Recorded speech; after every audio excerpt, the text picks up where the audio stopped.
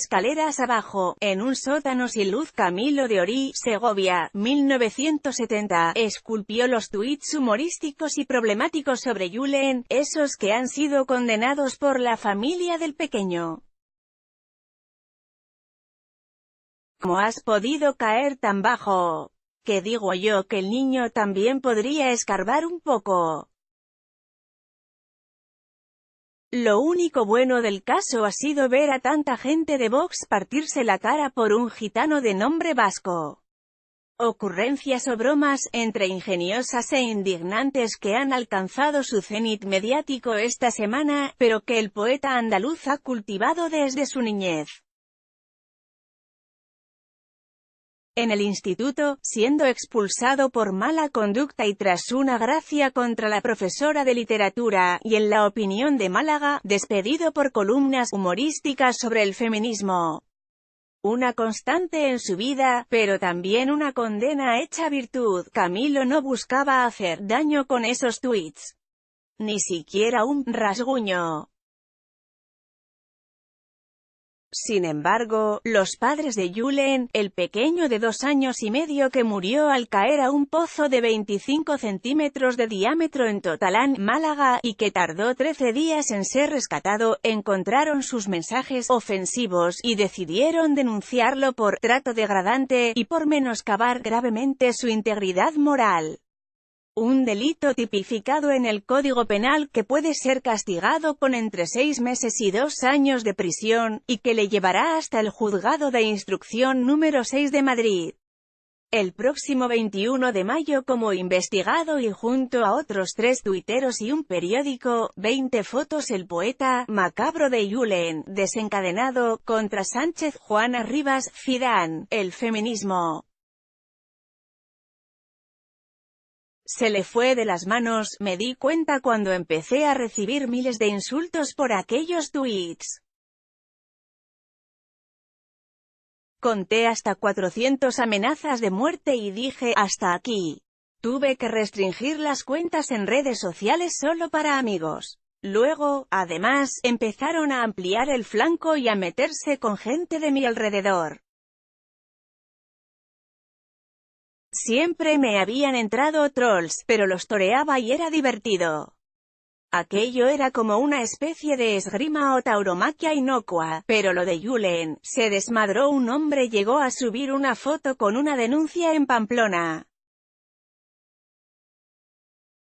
Luego no prosperó porque los únicos que podían hacerlo eran los padres del niño. ¿Ha hablado con ellos? No. Supongo que en el juicio, si sigue adelante, tendré la oportunidad de explicarme y que esas explicaciones sean suficientes. Pero, de no serlo, me disculparé. Espero hacerme entender. Esto no es algo que vaya contra ellos. Es otra cosa. Explíquese. La intención de los tweets era literaria y humorística. En primera instancia, se trataba de hiperbolizar el circo mediático que había montado alrededor del caso, haciendo chistes que llevaran la pantomima al extremo. Inmediatamente, empezaron a llegar mensajes amenazantes. A partir de ahí, el juego pasó a ser el de poner de manifiesto la hipocresía de la sociedad, encarnada en sujetos capaces de pasar de la compasión impostada a las amenazas en un segundo. El chiste, en definitiva, no era sobre el protagonista, sino sobre el receptor del mismo. Era un chiste sobre todos nosotros, sobre nuestra miseria y el origen no siempre honesto de nuestras actitudes. Es un chiste que busca una reacción. Se trata de poner un espejo delante del ser humano. Mostrar a la gente cómo es. Es lo que he hecho siempre y lo que, si la ley me lo permite, seguiré haciendo. Camilo de Ory escribe en el sótano de Madrid donde vive. Jorge Barreno el español, sobre Julen, contra Carmena, con Vox de por medio. Cualquiera que siga mis tweets con asiduidad sabe que el tono y el juego son esos, pero entiendo que alguien que se encuentre con los textos de sopetón y sin conocer mis motivaciones, intenciones o trayectoria le puedan parecer inaceptables. Eso, en cualquier caso, no deja de ser una impresión subjetiva. La intención de mi trabajo es objetiva e inequívoca. Además, yo siempre he utilizado el humor como mecanismo de defensa que ayuda a tomar distancia y relativizar las situaciones terribles, incluyendo, por supuesto y ante todo, las que me afectan a mí. El humor negro siempre ha estado presente en mi Twitter. Yo reivindico en que se puede y se debe humorizar, sobre todo, que es saludable. Creo que los únicos límites, si los hay, son la educación y el sentido común. No se me habría ocurrido hacer un chiste delante de los padres, en su refugio, entre la calidez del papel y la escasez de ventanas. Camilo de Ory recibe a El Español enfundado en su traje de poeta. Allí, en ese pequeño sótano, cuelga sus hábitos. A la entrada, los meramente vitales. Esos que, por devoción o por necesidad, se colocan irremediablemente en el tendero de la ropa, camisas, ropa interior. Lo habitual en cualquier casa. Nada referente a su oficio, traslucido en el interior de la vivienda. En su habitación, la única que hay, de hecho, descansa un portátil sin medida que acumula aforismos, novelas inacabadas, aspiraciones inconclusas y esos tweets humorísticos y problemáticos. A su espalda, sin espacio, las guitarras, un hobby de otro tiempo sin gloria futura, y a su alrededor, libros de unos y de otros, de amigos y de ajenos, de muertos y de vivos, de dudosa autoría y de la propia. Camilo de Ory posa delante de la puerta de una librería. Jorge Barreno el español allí, entre melodías de Led Zeppelin y los Rolling Stones. Camilo envió sus mensajes. Jamás pensó en la reacción o las posibles consecuencias de sus actos. Tuiteó, como siempre, sin imponerse una censura propia. Es lo que lleva haciendo toda la vida. Sin ser consciente reflexiona de cuál es su identidad o de quién es. Y tampoco, realmente, de qué hace. Aunque, eso sí, su dedicación principal es la escritura. Ha publicado 9 libros y se gana la vida, como buenamente puede, redactando textos por encargo para páginas web o para cursos internos de empresas. Y le faltaría añadir, metiéndose en líos. Esa virtud también la ha cultivado desde pequeño. No, necesariamente, en la escuela, pero sí en el instituto, en Málaga, donde se crió. Allí, el pequeño Camilo, empollón en el colegio, se convirtió en una mezcla, entre Steve Urkel y el Vaquilla, al llegar al instituto. Lo peor que se puede ser, bromea. Pasó de ser un niño inadaptado, solitario y estudioso, a sacar carácter para eludir las collejas que le llegaban desde el fondo norte. Eso, y el humor, como mecanismos de defensa, le llevaron a granjear aquellos años idílicos por momentos pero también complicados cuando su ingenio, años antes del fenómeno Julen, trasegaba por los límites de lo establecido. Tengo entendido que le echaron del instituto. El desencadenante fue mi primera obra literaria. Había una profesora de literatura que siempre me suspendía. A mi juicio, injustamente. Así que, me dediqué a hacer los exámenes metiéndome con ella. Ella ceseaba porque era canaria y, en clase, todos ceceábamos porque éramos malagueños. Nos decía que cecear era un vulgarismo y cesear, no.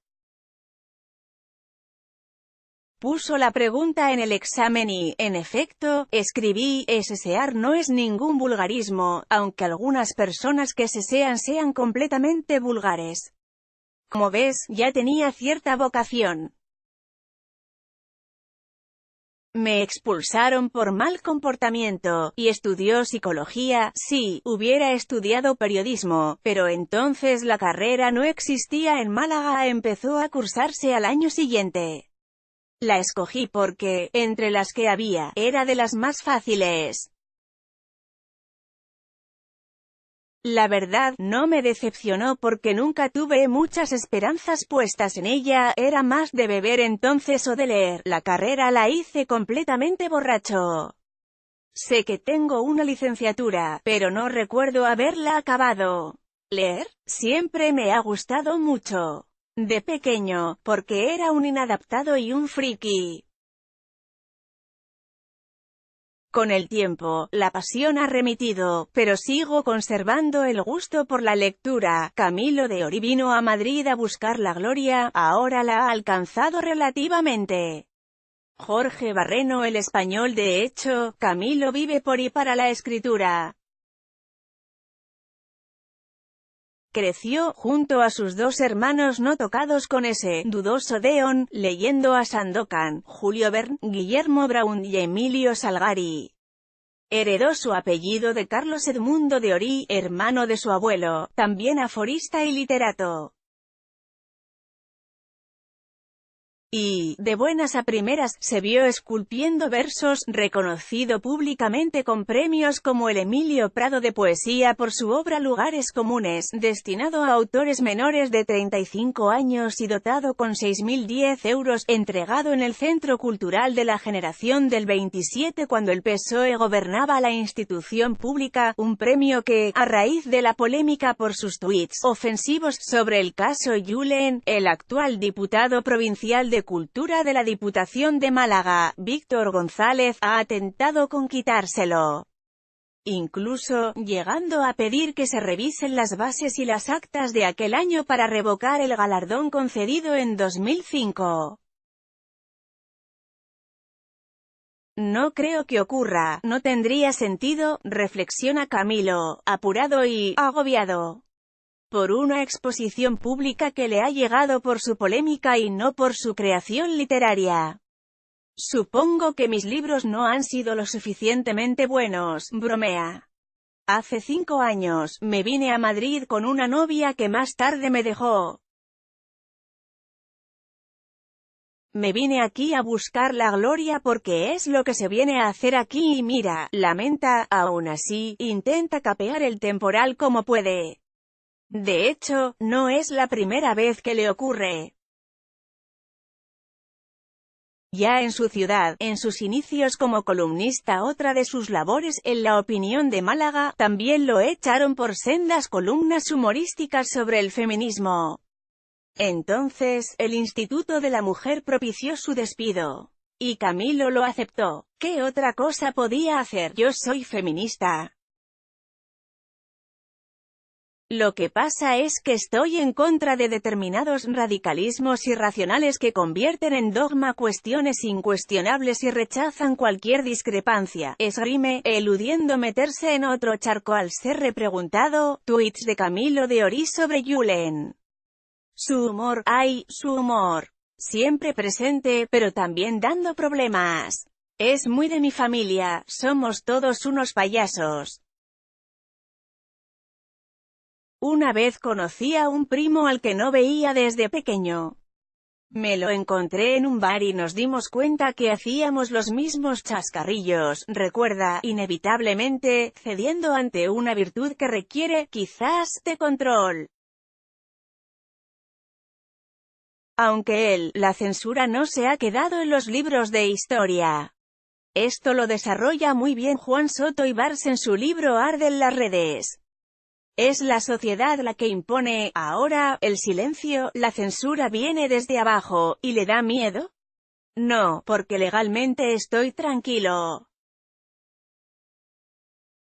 Creo que las perspectivas de que vayan mal las cosas son pocas, pero esto es engorroso, estar metido en todo esto. Tardaré unos días en acostumbrarme y supongo que después lo automatizaré como un problema más de mi vida. Pero, ahora mismo, estoy un poco agobiado. Sus tweets, sin embargo, no han cedido ante la presión de la opinión pública. En su timeline, la colección de personajes de izquierda a derecha es insondable. El suicidio de Kurt Cobain hace 25 años, en última instancia, le ha servido para reclamar a Vox que lo utilice como argumento para legalizar las armas. El regreso de Pablo Iglesias, por poner otro ejemplo, para avisar de su transformación futura, en Santiago Segura. O, incluso, para advertir de que la izquierda feminista consiste en poner normas para todo salvo para la belleza. Camilo, decididamente, no ha perdido el humor. En ese sótano, rodeado también de guitarras, en estos días de gloria relativa, se levanta con Motorhead para que me dé energía, y recibe a amigos. Siempre pedantes, por supuesto, como deben de ser. Para, después, si se tercia, comer a deshoras, leer a Víctor Lenor y Guión Le Carré, y regresar, en algún momento, a la cama. Quizás, el único lugar donde su mente, apagada, deja de transigir a los chistes, al humor, a lo que es, una mezcla como le gusta decir de Cary Grant, Woody Allen y Keith Richards. Camilo de Ory, durante la conversación con El Español. Jorge Barreno El Español.